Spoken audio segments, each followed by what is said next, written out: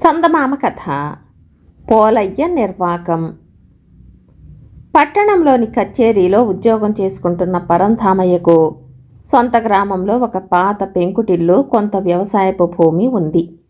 ఆయనకు పిల్లా పీచు లేరు. భార్య కాస్త జబ్బు మనిషి.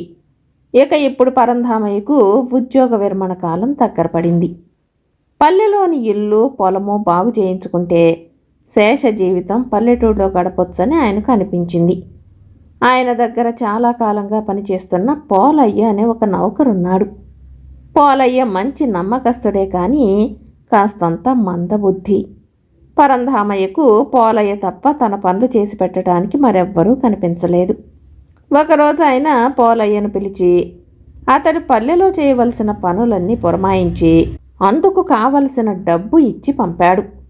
పోలయ్య 1 నెల రోజుల పాటు పల్లెలోనే ఉండి ఇంటి మరమ్మత్తులు, పొలం బాగు చేయించడం లాంటి పనులన్నీ సక్రమంగా పూర్తి చేసి పట్నం తిరిగి వచ్చాడు.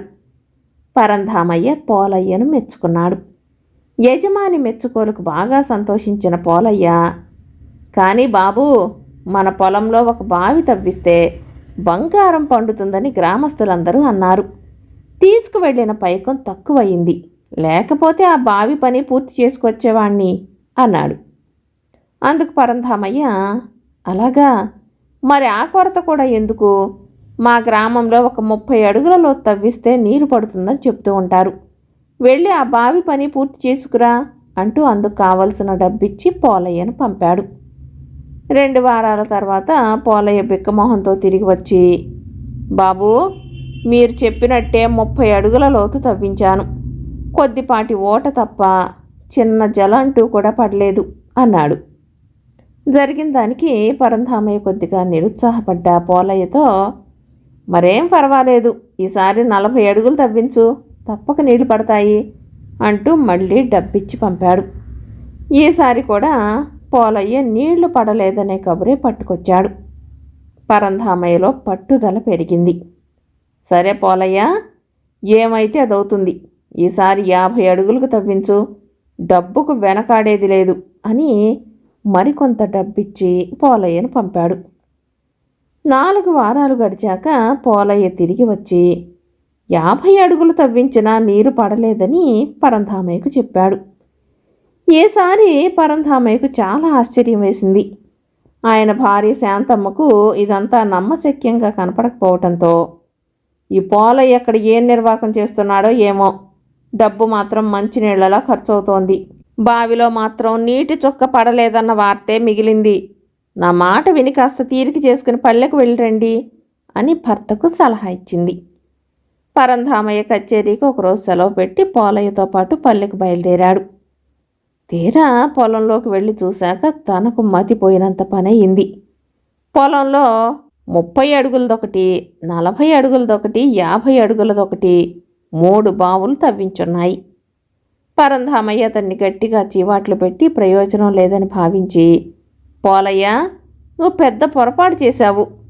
మొదట తవ్వించిన 30 అడుగుల బావినే మరొక 20 అడుగులు తవ్వించి ఉన్న నిక్షేపంలా నీళ్లు పడి ఉండేవి కదా.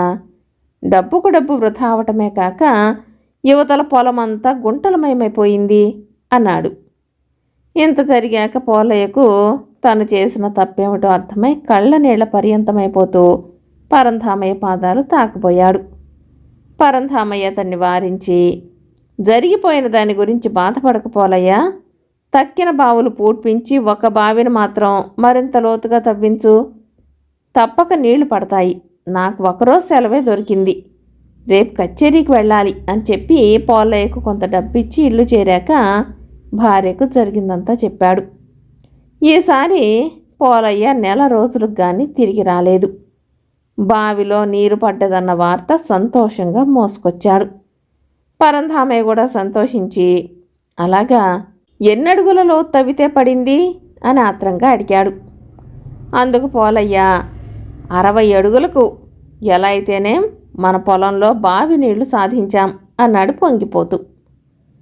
పరంధామయ్య మిగిలినదంటూ పోలయ్య తెచ్చి ఇచ్చిన డబ్బు లెక్క చూసి, ఈ 2 బావులు పూడ్పించడానికి మరొక బావిని మరి కాస్త తవ్వించడానికి హెచ్చుగానే ఖర్చయిందే, ఇంతకు ఏ బావులు పూడ్పించావు, ఏది తవ్వించావు అని అడిగారు. దానికి పోలయ్య వినయంగా, మనం మొదట తవ్వించిన 30 అడుగుల బావినే మరొక 30 అడుగులు తవ్వించాను బాబు. ఆ తర్వాత తవ్వించిన ఆ 2 బావుల్ని పూడ్పించాను అన్నాడు. ఆ జవాబు విని పరంధామయ్య నివ్వెరపోయి, 50 అడుగులు తవ్వించిన బావిని మరొక 10 అడుగులు తవ్వి ఉంటే నీరు పడేది కదా. నీది చాలా గొప్ప నిర్వాకం. ఎంత మందబుద్ధివిరా పోలయ్యా అన్నాడు. అప్పటి వరకు అంతా మౌనంగా వింటున్న శాంతమ్మ కల్పించుకుని, వాడి మందబుద్ధి నిర్వాకం సంగతి అలా ఉంచుదాం. మీ సంగతి ఏమిటి?